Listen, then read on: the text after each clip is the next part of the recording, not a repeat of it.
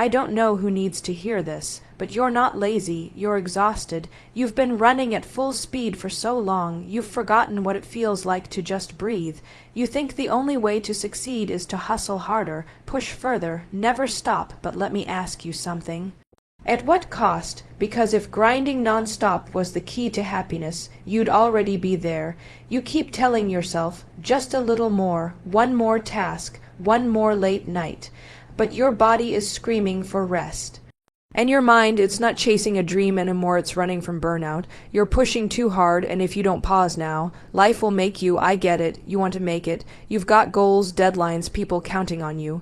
And this drive inside that doesn't shut off. That voice that says, keep going, don't stop, push through. You think if you can just go a little harder, work a little longer, get a little more done, then it will all finally click. That somehow your worth will be proven in the hustle. The late nights, the skipped meals, the constant tension in your shoulders and the silence in your phone because you haven't had a real conversation in weeks. You think you're building something important, and maybe you are. But let me be real with you. There is a very thin line between commitment and self-destruction, and you are towing it. Somewhere along the way, we bought into this lie that burnout is a badge of honor. That the person who suffers the most, sacrifices the most, and collapses at the finish line is the one who wanted it more. That if you're not busy every second of the day, you're falling behind. But let me tell you the truth. Burnout is not a badge. It's a warning. It's your mind and body throwing up a red flag, trying to tell you, this is not sustainable. But you ignore it. You drink more coffee. You cut sleep. You stop working out. You tell your friends, I'll catch up soon. And you keep pushing. But here's what nobody tells you. Burnout doesn't happen overnight. It creeps in silently. First, you're tired, but you power through. Then you're drained and disconnected, but you tell yourself it's temporary. Next thing you know, you're waking up with anxiety, snapping at people you love, losing passion for the thing you once couldn't stop thinking about, and still you think, I just need to try harder. No. You need to stop equating pain with progress. You're not lazy, you're not broken, you're just burnt the hell out. Let me ask you a question. When did rest become a dirty word? When did we decide that taking care of ourselves meant we didn't want it badly enough? That slowing down meant falling behind, because that's not ambition. That's fear. Fear of being forgotten. Fear of not measuring up. Fear of missing out while everyone else is posting wins on social media. But you have to understand something. No one posts their breakdowns. No one shares their panic attacks or the nights they spent questioning everything. They only show the highlight reel, and you're comparing your struggle to their show. There is no prize for running yourself into the ground. There is no medal at the end of this for who suffered the most. What there is your health, your relationships, your mind, your peace, and those things don't come from endless hustle. They come from knowing when enough is enough, from understanding that rest is not the enemy, it's part of the process. Athletes train hard, but they also recover hard, because they know without recovery, performance collapses. You have nothing to prove by running on empty. Burnout doesn't make you strong. It makes you vulnerable, and the longer you ignore it, the harder the crash will be. You think pushing harder is the answer, but what if the strength you actually need is the courage to slow down? What if real growth comes not from doing more, but from learning when to pause, reflect, and reset? You're allowed to breathe. You're allowed to rest. You're allowed to say, I can't do it all right now. That's not failure. That's wisdom. You're human, and humans need breaks. So before you keep climbing that mountain, ask yourself, is it the right one? And if it is, great. But climb it with clarity, not chaos. Climb it with strength, not stress. Because you're already enough. You don't need to destroy yourself to prove it. You've been told your whole life that if you slow down, you'll fall behind, that the world doesn't wait for anyone, that if you take a break, someone else will outwork you, outshine you, outpace you. And so you push every single day. You tell yourself it's just a season, that after this launch, this exam, this project, this quarter, you'll rest. But that season never ends, does it? Because as soon as you check one thing off, another takes its place. The goalpost moves, the demands increase, and you keep saying yes, even when your body's screaming no. But here's something most people never learn until it's too late. Rest is not weakness. Rest is strategy. It's not the opposite of productivity. It's a key ingredient in it. You're not supposed to be on all the time. You're not built to go nonstop. You're not a robot. You're a human being, and humans need recovery. Just like your phone dies if you don't plug it in, you do too. Maybe not all at once, but slowly, mentally, physically, emotionally, you burn out from the inside out, and by the time you realize it, it's not just your work that suffers, it's your relationships, your peace, your sense of self. Somewhere along the way, we started wearing exhaustion like a trophy, bragging about how little sleep we get, how packed our calendars are, how long it's been since we had a day off. But what are we really saying when we say those things? We're saying we've forgotten how to stop, that we're afraid of stillness, that we don't know who we are without the noise, the rush, the grind. That's not strength. That's survival mode. And survival mode is not where creativity thrives. It's not where deep thinking happens. It's not where you make your best decisions. It's where you get through the day barely. And is that what you're aiming for, just getting through? Rest is where clarity lives. Rest is where innovation breathes. Some of your best ideas, your biggest breakthroughs, your deepest truths. They don't come when you're staring at a screen or forcing yourself to keep going. They come in the silence. In the walk. In the quiet morning when you're not rushing. They come when you let go of doing and allow yourself to just be. And you know what else happens when you rest. You remember why you started. Because the longer you run on empty, the easier it is to forget what the point of all this even is. You get so lost in the doing that you lose sight of the why. But when you step back, when you breathe, when you give yourself space, you reconnect. You realize what actually matters, and a lot of the things you've been losing sleep over, they're not even the things you care about most. So no, rest is not lazy, it's intelligent, it's intentional. It's essential. It's what keeps you grounded while everything around you moves, and I'm not just talking about sleeping more or taking a day off. I'm talking about permission, the permission to pause, the permission to say, I need a minute, the permission to honor your limits without guilt. You don't have to earn that permission. You already have it. You're allowed to take care of yourself without apologizing for it.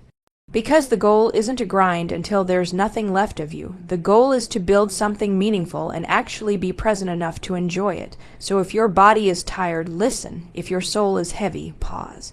If your mind is loud, unplug. Rest is not a luxury. It's not optional. It's the fuel, and without it, even the strongest engine breaks down. So please, don't wait for a breakdown to give yourself what you've needed all along. Rest not because you've earned it, but because you require it. You keep looking for answers by doing more. You think if you just keep pushing, keep forcing, keep showing up at full speed, you'll eventually find clarity. That the next task, the next project, the next accomplishment will finally make it all make sense. But clarity doesn't come from chaos. It doesn't arrive in the middle of the noise. You can't force clarity any more than you can force still water to ripple with insight. You have to let things settle. You have to slow down long enough to see what's actually there. That's the trap we fall into, thinking that more movement equals more progress, that the faster we go, the sooner we'll figure it all out. But let me tell you something. If you're running in the wrong direction, more speed won't help you, it'll just get you lost faster. Sometimes the most powerful move you can make is not another sprint forward, but a full stop. A moment to breathe, to observe, to check in with yourself and ask, why am I really doing all this? And if your answer is just to keep busy or avoid the discomfort of sitting with yourself, then you're not chasing clarity. You're avoiding it. You can't hear your inner voice when you're drowning in noise, and that noise isn't always from the outside. It's your thoughts racing, your guilt telling you to do more, your fear whispering that if you rest, you'll lose your edge. But that voice of fear is not your truth. It's your conditioning. You've been taught that being still means being lazy, that reflection is a luxury, that intuition is less important than action. But intuition is where your best decisions come from. And intuition only speaks when you're quiet enough to listen. Think about the last time you felt truly clear about your direction, your values, your next move. I guarantee it didn't come while you were rushing from one task to another. It came in a moment when you stopped, when you disconnected, when you let go of what you should do and tapped into what you needed. Maybe it was on a walk, in the shower, during a long drive, or sitting alone in a quiet room. That's not a coincidence. That's where insight lies. In space, in stillness, in letting go of control long enough for something deeper to come through.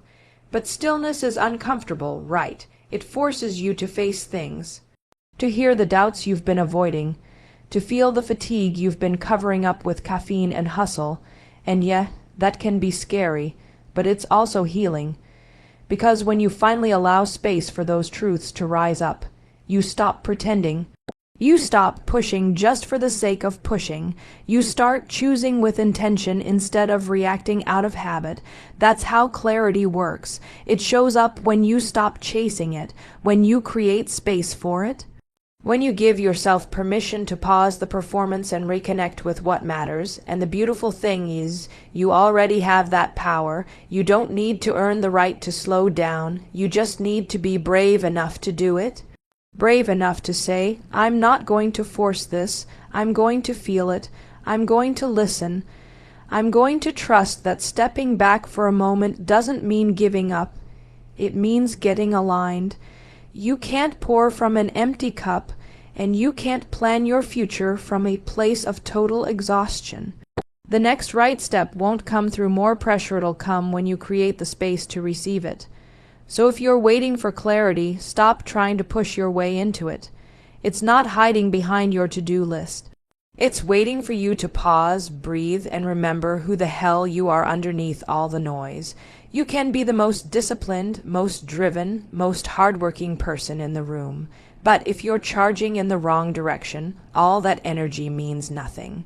It just means you're going to crash harder, sooner. We glorify discipline. We talk about showing up, doing the work, grinding it out, and yes, discipline matters. It builds consistency. It builds character. But discipline without direction, that's a disaster in slow motion. It's like running a race without checking the map. You might get there faster, but what if there isn't where you wanted to go? You wake up early, you go to bed late. You check every box, finish every task, do all the right things. But at some point, don't you stop and ask yourself, why am I doing all of this? Because if the answer is just to stay busy or keep up appearances, then all that discipline becomes a distraction. You're not chasing your purpose. You're trying to outrun your doubt. You're keeping yourself so occupied with doing that you've forgotten to check if the doing is even aligned with who you are. We confuse movement with meaning. We think because we're working hard, it must be right. But productivity isn't always progress. Sometimes it's just avoidance dressed in ambition. You're not lazy. You're misaligned. And no amount of discipline can fix misalignment. You can structure your day, optimize your habits, fill every hour with effort.